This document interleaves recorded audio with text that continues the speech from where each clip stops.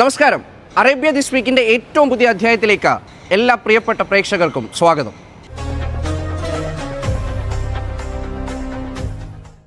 Iran America സംഘർഷം നാൾക്ക് നാൾ രൂക്ഷമാവുകയാണ്. കഴിഞ്ഞ 7 ദിവസവും അമേരിക്ക ഇറാനെ ആക്രമിച്ചു. പ്രത്യാക്രമണമുണ്ടാകുന്നത് ഗൾഫ് മേഖലയിലാണ്. കുവൈറ്റിലും ബഹ്റൈനിലുമൊക്കെ എല്ലാ ദിവസവും ആക്രമണമുണ്ടാവുകയാണ്. സമാധാന ശ്രമങ്ങളൊക്കെയും ഏതാണ്ട് അണഞ്ഞ മട്ടിലും.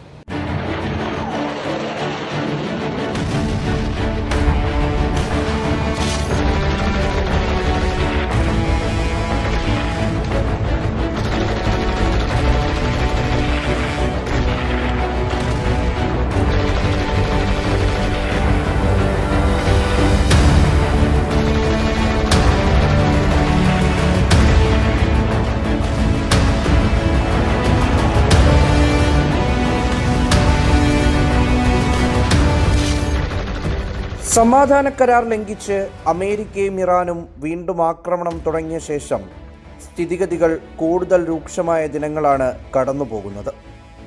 തുടർച്ചയായ ദിവസങ്ങളിൽ അമേരിക്ക ഇറാനെ ആക്രമിക്കുന്നുണ്ട്. ആക്രമണങ്ങളിൽ ഇതുവരെ കുറഞ്ഞത് 35 പേർ കൊല്ലപ്പെട്ടതായാണ് ഇറാൻ പറയുന്നത്. 300-ലധികം പേർക്ക് പരിക്കേറ്റു. ഇറാൻ സൈനിക കേന്ദ്രത്തിലുണ്ടായ ആക്രമണത്തിൽ 7 സൈനികർ കൊല്ലപ്പെടുകയും 100 കണക്കിന് പേർക്ക് പരിക്കേൽക്കുകയും ചെയ്തു. തുറമുഖ നഗരങ്ങൾ, ആശുപത്രികൾ, എണ്ണക്കയറ്റുമതി കേന്ദ്രങ്ങൾ തുടങ്ങി എല്ലായിടത്തും കനത്ത ആക്രമണമാണ് ഉണ്ടാകുന്നത്.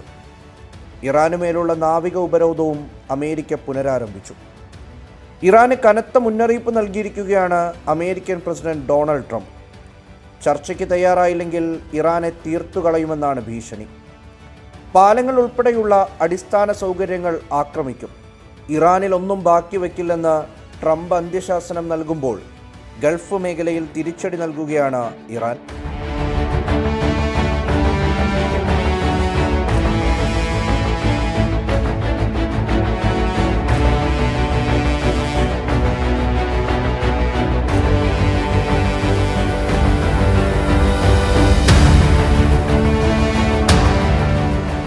കുവൈറ്റിലും ബഹ്റൈനിലുമാണ് കാര്യമായ ആക്രമണം ദിവസവും ഉണ്ടാകുന്നത്.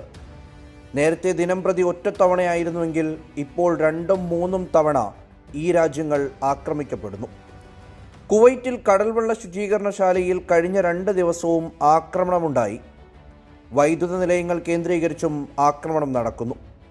ദിനംപ്രതി നേരിടുന്ന ഡ്രോണുകളുടെയും മിസൈലുകളുടെയും കണക്ക് കുവൈറ്റ് പ്രതിരോധ മന്ത്രാലയം പുറത്തുവിടുന്നുണ്ട്.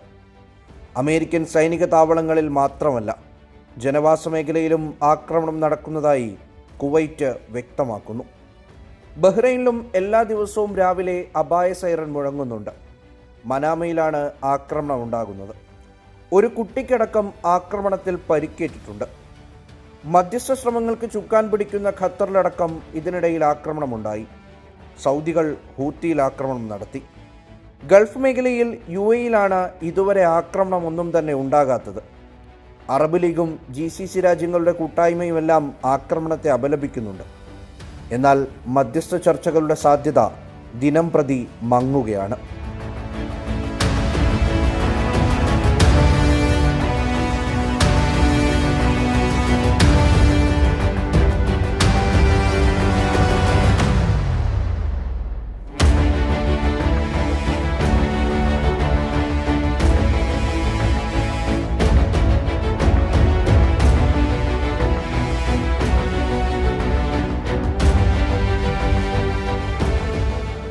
ഇറാനും അമേരിക്കയും തമ്മിലുള്ള സംഘർഷം വീണ്ടും രൂക്ഷമായി വരികയാണ്. കഴിഞ്ഞ ജൂൺ 17-ന് അമേരിക്കയും ഇറാനും തമ്മിൽ ഒപ്പുവെച്ച ധാരണാപത്രത്തിൻ്റെ അടിസ്ഥാനത്തിൽ മേഖലയിൽ സമാധാനം പുലരും എന്ന് പ്രതീക്ഷിച്ചവരെ ആകെ നിരാശയിലായി ആഴ്ത്തിക്കൊണ്ടാണ് ഈ പുതിയ സംഘർഷങ്ങൾ ഇപ്പോൾ വ്യാപകമായി നടക്കുന്നത്. പ്രത്യേകിച്ച് കഴിഞ്ഞ 3 ദിവസമായി അമേരിക്ക ഇറാൻ്റെ വിവിധ ഭാഗങ്ങളിൽ, തെക്കൻ മേഖലകളിലും അതുപോലെ പടിഞ്ഞാറൻ മേഖലകളിലുമൊക്കെ ധാരാളമായി ആക്രമണങ്ങൾ നടത്തിക്കൊണ്ടിരിക്കുകയാണ്. അതിൽ ധാരാളം മിലിറ്ററി ഇൻസ്റ്റലേഷൻസ് ആണ്, സൈനിക കേന്ദ്രങ്ങളാണ് ആക്രമിക്കുന്നത് എന്ന് പറയുന്നുണ്ടെങ്കിലും ധാരാളം സിവിലിയൻ കേന്ദ്രങ്ങൾ, റെയിൽവേ സ്റ്റേഷനുകൾ, അതുപോലെ റെയിൽവേ ട്രാക്കുകൾ, എയർപോർട്ട്, ആശുപത്രി, അതുപോലെ തന്നെ മറ്റ് പല റോഡുകൾ, വൈദ്യുതി നിലയങ്ങൾ, വാട്ടർ ഡിസാലിനേഷൻ പ്ലാന്റുകൾ, അങ്ങനെ തുടങ്ങി ധാരാളം സിവിലിയൻ അടിസ്ഥാന സൗകര്യങ്ങളെ വരെ അമേരിക്ക ആക്രമിച്ചുകൊണ്ടിരിക്കുകയാണ്. അതിന് കാരണമായി പറയപ്പെടുന്നത് ജൂൺ 17 ഒപ്പുവെച്ച ആ ധാരണാപത്രത്തിൻ്റെ വ്യവസ്ഥകൾ ഇറാൻ ലംഘിച്ചു എന്നതാണ്. പക്ഷേ ആ ധാരണാപത്രത്തിലെ വ്യവസ്ഥകൾ ആ അർത്ഥത്തിൽ ലംഘിക്കപ്പെടാൻ ഏറെ സാധ്യതകളായി അന്ന് തന്നെ അന്താരാഷ്ട്ര നിരീക്ഷകരടക്കം പലരും ചൂണ്ടിക്കാണിച്ചിരുന്നു. കാരണം അതിലെ പല വ്യവസ്ഥകളും വ്യാഖ്യാനത്തിന് സാധ്യതയുള്ളതാണ്. ഒരു ഉദാഹരണം പറഞ്ഞാൽ, ഹോർമുസ് കടലിടുക്കിലൂടെയുള്ള കപ്പലുകളുടെ നിയന്ത്രണം അതാർക്കായിരിക്കും, അത് എങ്ങനെയാണ് ഓരോരുത്തരും നടപ്പിലാക്കേണ്ടത് എന്നതിനെ സംബന്ധിച്ച് ധാരാളം അവ്യക്തതകൾ അതിലുണ്ടായിരുന്നു. അതിൻ്റെ അടിസ്ഥാനത്തിൽ ഈ ധാരണാപത്രം നിലവിൽ വന്ന ഉടനെ തന്നെ ഇറാൻ വിചാരിച്ചത് തങ്ങളുടെ പരിധിയിലൂടെ, തങ്ങളുടെ നിയന്ത്രണത്തിലൂടെ മാത്രമുള്ള കപ്പൽ മൂവ്മെൻറ്റുകളാണ് നടക്കുക എന്നതായിരുന്നു. പക്ഷേ അമേരിക്ക ചെയ്തത് ഒമാൻ വഴി, ഒമാൻ്റെ തീരത്തുകൂടി ഒരു 3 കിലോമീറ്റർ പാത വളരെ സുരക്ഷിതമായി തുറക്കുന്നതിന് വേണ്ടി അവർ പരിശ്രമിച്ചു. സ്വാഭാവികമായിട്ടും ഈ യുദ്ധത്തിൽ ഇറാന്റെ ഏറ്റവും പ്രധാനപ്പെട്ട ഒരു തുറുപ്പുചീട്ടായിരുന്ന ഹോർമുസ് കടലിടുക്കിനെ അമേരിക്ക കൈവശപ്പെടുത്തുന്നത് ഇറാൻ ഒരു നിലക്കും അംഗീകരിക്കില്ലായിരുന്നു. സ്വാഭാവികമായും ഇറാൻ അതിലൂടെ കടന്നുപോയ 3 കപ്പലുകൾക്ക് നേരെ വെടിയുതിർത്തു. ആ വാണിംഗ് ഷോട്ടുകളാണ് ഉതിർത്തതെങ്കിലും അത് സ്വാഭാവികമായും ഈ ധാരണാപത്രത്തിൻ്റെ വ്യവസ്ഥകളെ ലംഘിക്കുന്നതാണ് എന്ന് പ്രഖ്യാപിച്ചുകൊണ്ട് അമേരിക്ക ഇറാനെതിരെ വീണ്ടും ഒരു ആക്രമണത്തിന് മുതിരുകയാണ് ചെയ്തത്. Holy hell! What just happened? The whole ammo yard just went up! This is bad! Hormuz തന്നെയാണ് ഇറാന്റെ പിടിവള്ളി. യഥാർത്ഥത്തിൽ ഈ സംഘർഷത്തിന്റെ പരിണതി ഇങ്ങനെ തന്നെ ആയിരിക്കുമെന്ന് പലരും നേരത്തെ നിരീക്ഷിച്ചതാണ്. അതായത് ഇറാൻ കണ്ടെത്തിയ ഹോർമുസ് എന്ന് പറയുന്ന ആ ഏറ്റവും പ്രധാനപ്പെട്ട വജ്രായുധത്തെ അവർ കീഴടക്കാൻ, അല്ലെങ്കിൽ അതിനെ അമേരിക്കയ്ക്ക് മുന്നിൽ അടിയറവ് വെക്കാൻ അവർ തയ്യാറില്ലാത്തത് കൊണ്ട് തന്നെ അതിൻ്റെ സ്വാധീനത്തിന് വേണ്ടിയിട്ടുള്ള ഒരു പരിശ്രമത്തിനാണ് ഇപ്പോൾ അമേരിക്ക മുതിർന്നുകൊണ്ടിരിക്കുന്നത്. ഹോർമുസ് കടലിടുക്ക് തുറക്കണം, അതുവഴി ലോകത്തിൻ്റെ എണ്ണ വ്യാപാരം വളരെ സ്വതന്ത്രമായി നടക്കണമെന്ന് അമേരിക്ക ആവശ്യപ്പെടുമ്പോൾ തന്നെ ഇറാൻ ആവശ്യപ്പെടുന്നത് തങ്ങളുടെ മരവിപ്പിക്കപ്പെട്ട ആസ്തികൾ തിരിച്ചു കിട്ടണം, എണ്ണ ഉപരോധം നീക്കണം, തങ്ങൾക്ക് സ്വതന്ത്രമായി എണ്ണ വിൽക്കാനുള്ള അവസരം ഉണ്ടാക്കണം. ഇതാണ്. ഇത്തരം പ്രശ്നങ്ങൾ വീണ്ടും വന്നുകൊണ്ടിരിക്കുമ്പോൾ മേഖലയാകെ അസ്വസ്ഥതയിലാണ്. പ്രത്യേകിച്ച് ഗൾഫ് രാജ്യങ്ങൾക്ക് അവരുടെ സുരക്ഷിതത്വം ഉറപ്പുവരുത്തുന്നതിനുള്ള പലതരത്തിലുള്ള ആലോചനയിലാണ് അവരുള്ളത്. ഇവിടുത്തെ സാധാരണ ജീവിതം തടസ്സപ്പെടുത്തുന്ന പല രൂപത്തിലും ഈ പ്രതിസന്ധി ആ സാധാരണ ജീവിതം തടസ്സപ്പെടുത്തുന്ന രൂപത്തിലേക്ക് വളർന്നുകൊണ്ടിരിക്കുന്നു. മേഖലയാകെ ഒരിക്കൽ കൂടി അസ്വസ്ഥത പടർന്നുകൊണ്ടിരിക്കുകയാണ്. തീർച്ചയായിട്ടും ഇതിനൊരു സമാധാന പരിഹാരം കൊണ്ടുവരാൻ ഖത്തർ ഉൾപ്പെടെയുള്ള പാകിസ്ഥാനും അതുപോലെ തന്നെ മറ്റ് ഈജിപ്റ്റ് ഉൾപ്പെടെയുള്ള രാജ്യങ്ങളൊക്കെ മധ്യസ്ഥത വഹിക്കുന്നുണ്ടെങ്കിലും പരിഹാരം വീണ്ടും അകന്നു തന്നെ നിൽക്കുമ്പോൾ ഈ പ്രതിസന്ധി ഇനിയും പരിഹാരമില്ലാതെ ഏറെക്കാലം തുടരും എന്നൊരവസ്ഥയിലേക്ക് എത്തി നിൽക്കുകയാണ് മേഖലയിലെ രാജ്യങ്ങളും നിരീക്ഷകരുമൊക്കെ.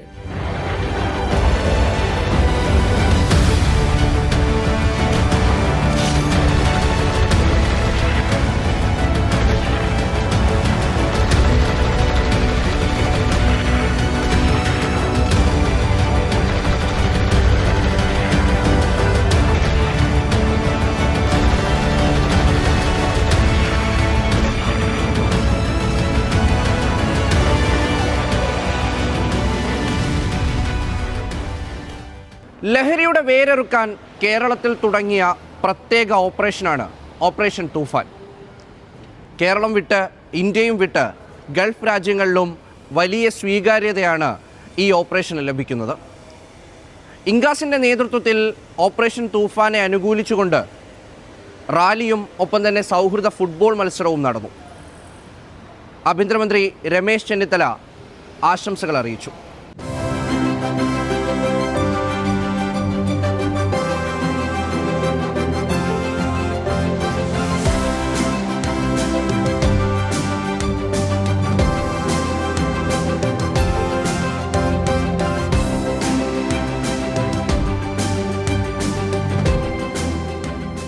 കേരളത്തിൻ്റെ ആഭ്യന്തരമന്ത്രിയും ലഹരി മരുന്നിനെതിരായ തൂഫാൻ ക്യാമ്പയിൻ്റെ നേതാവുമായ രമേശ് ചെന്നിത്തലയുടെ ആഹ്വാനം ഗൾഫിലെ വിവിധ സംഘടനകളും ഏറ്റെടുത്തിരിക്കുകയാണ്.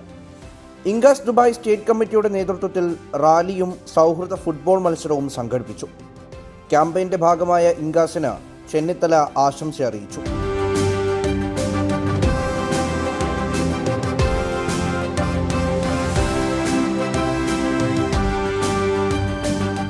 പ്രിയപ്പെട്ട സഹപ്രവർത്തകരെ, സുഹൃത്തുക്കളെ, ഇന്ന് സമൂഹത്തെ കവർന്നു തിന്നുന്ന ലഹരിക്കെതിരായി കേരള പോലീസ്, കേരളത്തിന്റെ ആഭ്യന്തര വകുപ്പ് നടത്തുന്ന വൻപിച്ച പോരാട്ടമാണ് operation Toofan the narco hunt.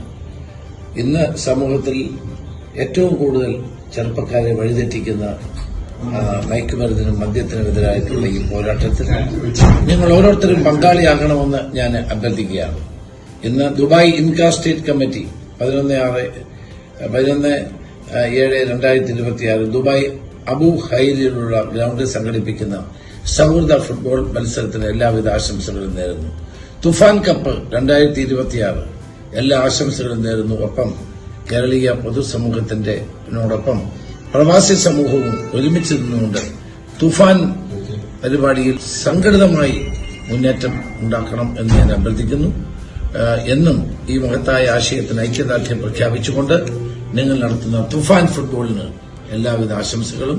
നമസ്കാരം. ജയ് ഹിന്ദ്.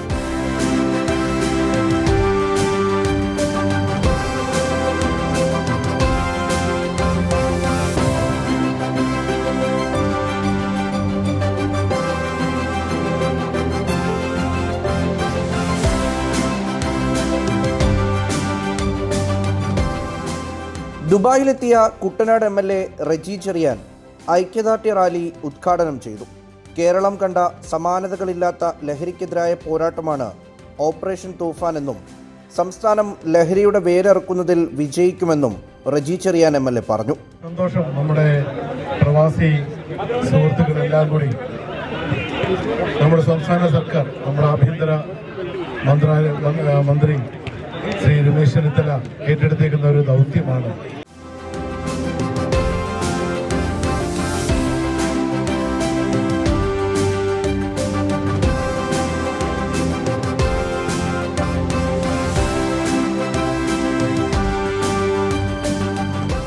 പ്രസിഡന്റ് റഫീഖ് മട്ടന്നൂർ പരിപാടിക്ക് അധ്യക്ഷത വഹിച്ചു. പ്രവാസ ലോകത്തിൽ നിന്നും മറ്റു സംഘടനകളും തൂഫാന് ഐക്യദാർഢ്യം പ്രഖ്യാപിച്ച ഈ സാമൂഹിക വിപത്തിനെ തുടച്ചു നീക്കണമെന്ന് അദ്ദേഹം ആവശ്യപ്പെട്ടു. ലഹരി വിരുദ്ധ പടയോട്ടത്തിൽ ദുബായ് ഇൻകാസ് കമ്മിറ്റി പങ്കാളികളാവുകയാണ്. സമൂഹത്തിനെ കാർന്നു തിന്നുകൊണ്ടിരിക്കുന്ന മയക്കുമരുന്നിനെതിരെ ഇൻകാസ് ദുബായ് സ്റ്റേറ്റ് കമ്മിറ്റിയുടെ നേതൃത്വത്തിൽ ഇവിടെ ഫുട്ബോൾ മേള ബോധവൽക്കരണ പരിപാടിയുമായിട്ടാണ് മുന്നോട്ട് പോകുന്നത്. ഈ സംരംഭത്തിൽ പങ്കാളികളായ എല്ലാവരോടും ഇൻകാസ് ദുബായ് സ്റ്റേറ്റ് കമ്മിറ്റി നന്ദി രേഖപ്പെടുത്തുകയാണ്.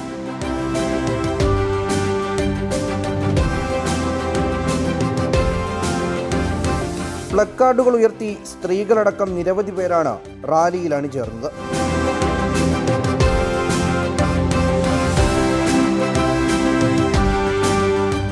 തുടർന്ന് നടന്ന തൂഫാൻ സൗഹൃദ ഫുട്ബോൾ മത്സരം INCAS national committee president Sunil Aziz ഉദ്ഘാടനം ചെയ്തു. പ്രവാസി വിദ്യാർത്ഥികളിൽ കായിക അഭിരുചി വളർത്താൻ ഇൻഗാസ് മുന്നിട്ടിറങ്ങുമെന്നും യുവതലമുറയെ പ്രചോദിപ്പിക്കുന്ന കായിക മത്സരങ്ങൾ നടത്തുമെന്നും അദ്ദേഹം പറഞ്ഞു. AICC global convener Mahadevan Vazhassery മുഖ്യപ്രഭാഷണം നടത്തി. ബി പവിത്രൻ, ബഷീർ നരണിപ്പുഴ, ഷിജോ കോളഞ്ചേരി, ഷംസീർ നാഥാപുരം, വിജയരാജ് തോട്ടത്തിൽ, അരീഷ് അബൂബക്കർ, സുനിൽ നമ്പ്യാർ തുടങ്ങിയവർ പരിപാടിക്ക് നേതൃത്വം നൽകി. UAEയും ലഹരി വിരുദ്ധ പോരാട്ടം ശക്തിപ്പെടുത്തുകയാണ്. ഡിജിറ്റൽ പ്ലാറ്റ്ഫോമുകളിലൂടെയുള്ള ലഹരിമരുന്ന് വ്യാപനത്തിനെതിരെ ശക്തമായ നടപടികളാണ് എടുക്കുന്നത്. സിന്തറ്റിക് ലഹരി വസ്തുക്കളുടെ വ്യാപനം തടയുന്നതിനാണ് നിലവിലെ നീക്കം. ആധുനിക സാങ്കേതിക വിദ്യകൾ പ്രയോജനപ്പെടുത്തി ലഹരിമരുന്ന് കടത്ത് ശൃംഖലയെ തകർക്കാനുള്ള നീക്കങ്ങൾ രാജ്യം ഒരു വർഷമായി ശക്തമാക്കിയിരിക്കുകയാണ്. കുടുംബങ്ങളെയും വിദ്യാഭ്യാസ സ്ഥാപനങ്ങളെയും പങ്കാളികളാക്കി ബോധവൽക്കരണ ക്യാമ്പയിനുകളും സജീവമാണ്. ലഹരിക്ക് അടിമപ്പെട്ടവർക്ക് രഹസ്യ സ്വഭാവത്തോടെയും നിയമപരമായ സംരക്ഷണത്തോടെയും ചികിത്സ ഉറപ്പാക്കാനായി ഹിസൻ എന്ന പ്രത്യേക പുനരധിവാസ സേവനവും UAE അധികൃതർ ഒരുക്കിയിട്ടുണ്ട്. പള്ളികളിൽ പ്രഭാഷണവും മറ്റുമൊക്കെ ലഹരിവിരുദ്ധ സന്ദേശങ്ങളാൽ നിറഞ്ഞിരിക്കുകയാണ്. 1 വർഷം നീണ്ടു നിൽക്കുന്ന ലഹരിവിരുദ്ധ പ്രവർത്തനങ്ങളാണ് നിലവിൽ നടക്കുന്നത്.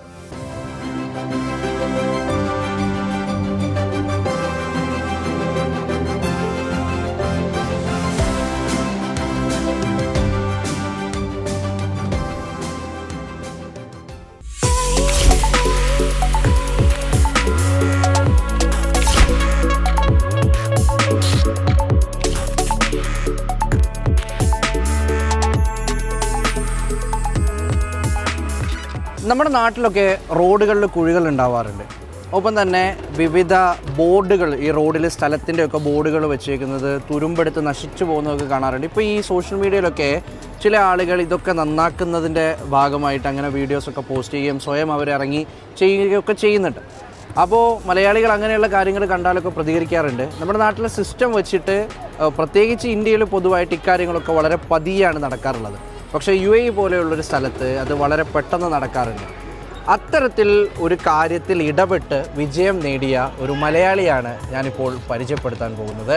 അതായത് നമ്മുടെ ദുബായിലുള്ള വേൾഡ് ട്രേഡ് സെൻറ്ററിൻ്റെ ആ ഒരു ബോർഡ്, മെട്രോ ബോർഡ്, അത് നശിച്ചു പോയി, അല്ലെങ്കിൽ അത് അഴുക്ക് പറ്റി മോശമായിരിക്കുന്നത് കണ്ടിട്ട് അത് തിരുത്തിച്ച ഒരു മലയാളിയാണ് എനിക്കൊപ്പം ഉള്ളത്.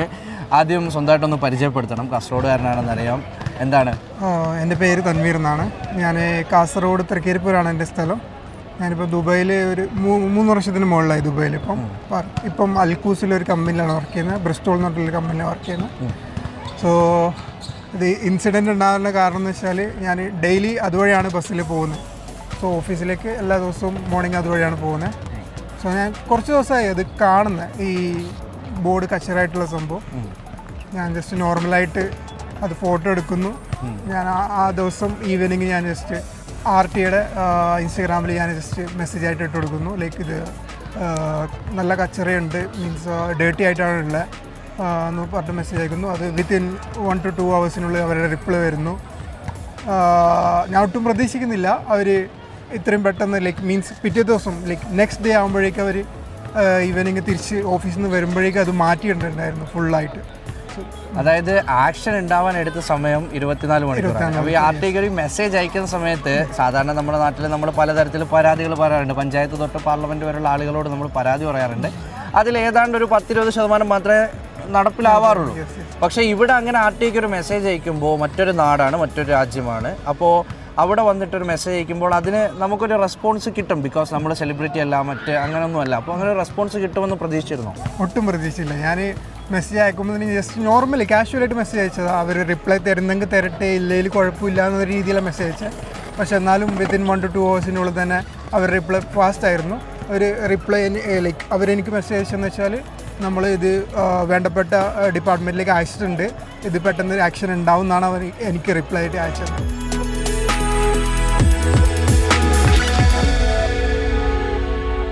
സത്യത്തിൽ ഈ പിറ്റേ ദിവസം ഇങ്ങനെ അതിലേ പോകുമ്പോൾ നമുക്ക് ആ ബോർഡിലേക്ക് നോക്കാനുള്ളൊരു ക്യൂരിയോസിറ്റി കൂടുതലായിരിക്കുമല്ലോ. അങ്ങനെ നോക്കുമ്പോൾ അത്തരത്തിലൊരു ചേഞ്ച് പ്രതീക്ഷിച്ചിരുന്നോ? സത്യത്തിൽ ഞാൻ പ്രതീക്ഷിച്ചിട്ടേ ഇല്ല സംഭവം. ഞാൻ ബസ്സിൽ കയറുമ്പോൾ ഞാൻ ഈ സംഭവം മറന്നിട്ടുള്ള സംഭവം. ഞാൻ ലൈക്ക് ഒരു ദിവസം മുമ്പ് ഈ മെസ്സേജ് അയച്ചു, ആ കാര്യം ഞാൻ വിട്ടു, അത് എനിക്ക് മൈൻഡിലേ ഇല്ല.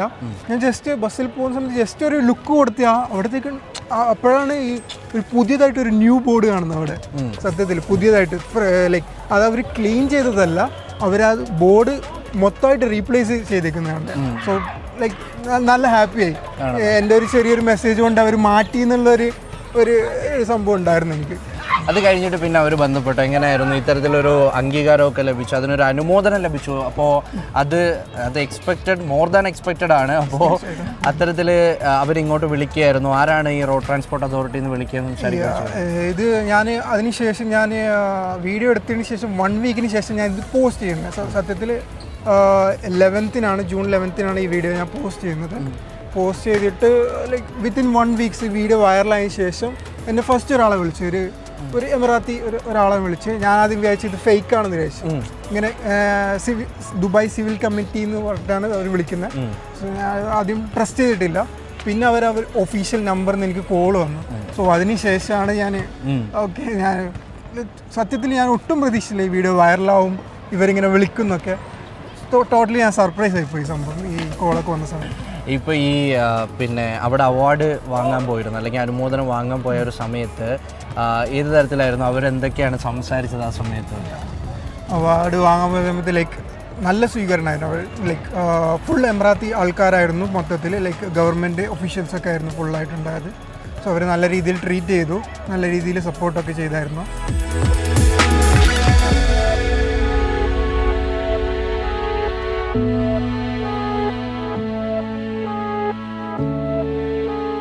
സാധാരണ തരത്തിലേ നമ്മൾ മറ്റൊരു സ്ഥലത്ത് വന്നിട്ട് അവിടുത്തെ ഒരു കുറ്റം പോലെ ഒരു സാധനം പറയുമ്പോൾ, ഒരു വിമർശനം പോലൊരു സംഭവം ഉന്നയിക്കുമ്പോൾ നമുക്കൊരു പേടിയുണ്ടാവും. പക്ഷേ ഇത് ദുബായ് ആയതുകൊണ്ടാണോ ആ പേടി ഇല്ലാതിരുന്നത്?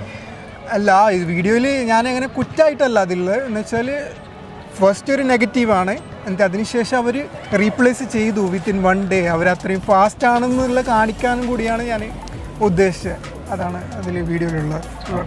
അപ്പോൾ ഇതൊക്കെ കണ്ടു കഴിഞ്ഞു ഫ്രണ്ട്സ് ഫാമിലി അവരൊക്കെ ഒരു റിയാക്ഷൻ എങ്ങനെയാണ്? ഫ്രണ്ട്സ് എന്നൊക്കെ പറഞ്ഞാൽ മുമ്പൊക്കെ എൻ്റെ കൂടെ പഠിച്ച ആൾക്കാർ അവരൊക്കെ മെസ്സേജ് അയക്കാൻ തുടങ്ങി.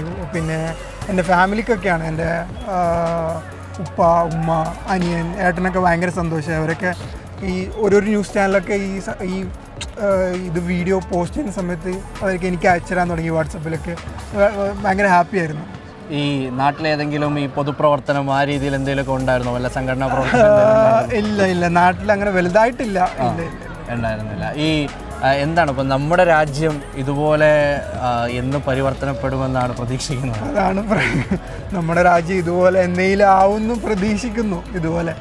പക്ഷേ ദുബായായിട്ട് നമുക്ക് കമ്പയർ ചെയ്യാൻ പറ്റില്ല നമ്മളെ കൺട്രി. എന്നാലും എന്തെങ്കിലും ഇതുപോലെ ഒക്കെ ആവുമെന്ന് പ്രതീക്ഷിക്കുന്നു നമ്മളെ കൺട്രി അല്ലെങ്കിലും നമ്മളെ കേരളം, അറ്റ്ലീസ്റ്റ് കേരളമെങ്കിലും ഇതുപോലെ ആവുമെന്ന് പ്രതീക്ഷിക്കുന്ന ഒരു ദിവസം. ഇപ്പോൾ ഇവിടെ ഉണ്ടാകുന്ന ഒരു മാറ്റത്തിനനുസരിച്ച് അതുപോലെ ഈ വൃത്തിയുടെ കാര്യത്തിലായാലും എങ്കിലൊക്കെ ഒരു ശുചിത്വത്തിൻ്റെ കാര്യത്തിലൊക്കെ ആയാലും വേസ്റ്റ് മാനേജ്മെൻറ്റിലൊക്കെ ആയാലും. അപ്പോൾ കുറേ നാളായിട്ട് ഇവിടെ താമസിക്കുകയാണെന്നും പറയുന്നുണ്ട് ഈ സ്ഥലം വിട്ടുപോകാൻ. അപ്പോൾ ദുബായ് അങ്ങനെ ഒരു ഇതാണല്ലേ, ഒരു മാഗ്നറ്റിക് ടൈപ്പാണ് ദുബായ്. ഇപ്പോൾ ഞാൻ നിൽക്കുന്ന ഏരിയ തന്നെ കിയാദ എന്ന് പറഞ്ഞിട്ടുള്ള ഏരിയ ആണ്, അബുഹൈലിൻ്റെ ഒരു ഏരിയ ആണ്. ഇവിടെ എന്ന് വെച്ചാൽ എൻ്റെ റൂമിൻ്റെ ഫ്രണ്ടിൽ തന്നെ പാർക്കുണ്ട്, കളിക്കാൻ വോളിബോൾ കോർട്ട്, എല്ലാ ഫെസിലിറ്റിയും ഉണ്ട്. നല്ല നീറ്റാണ്, അവർ ഡെയിലി ക്ലീൻ ചെയ്യും, ഒരു കച്ചറ പോലും താഴെ ഉണ്ടാവില്ല, ഒന്നും ഉണ്ടാവില്ല. ദുബായ് മീൻസ് ബെസ്റ്റാണ്. നീറ്റ്നെസ്, ഹൈജീനിലൊക്കെ ദുബായ് മറ്റ് രാജ്യങ്ങളൊക്കെ കണ്ടുപിടിക്കണമെന്ന് ഞാൻ പറയും ദുബായ്. തീർച്ചയായിട്ടും. അപ്പോൾ അങ്ങനെയാണ്, വലിയ സന്തോഷമാണ്, അതിനപ്പുറം ഒരു അഭിമാനം കൂടിയാണ്. കാരണം ഇവിടെ വന്ന് ഇത്തരത്തിലൊരു മാറ്റം ഉണ്ടാക്കാൻ ഒരു മലയാളിക്ക് കഴിയുന്നു. അതൊരു ചെറിയ മാറ്റമാണെങ്കിലും നമ്മൾ ആ മാറ്റം ഉണ്ടാക്കുന്നതിൻ്റെ കാരണമായി തീർന്നത് ഒരു മലയാളിയാണ് എന്നുള്ളതിൽ വലിയ അഭിമാനമാണുള്ളത്.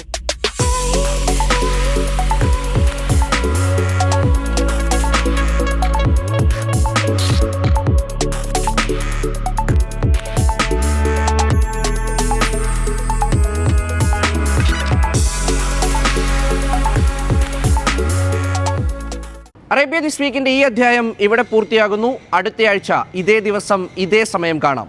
Good bye.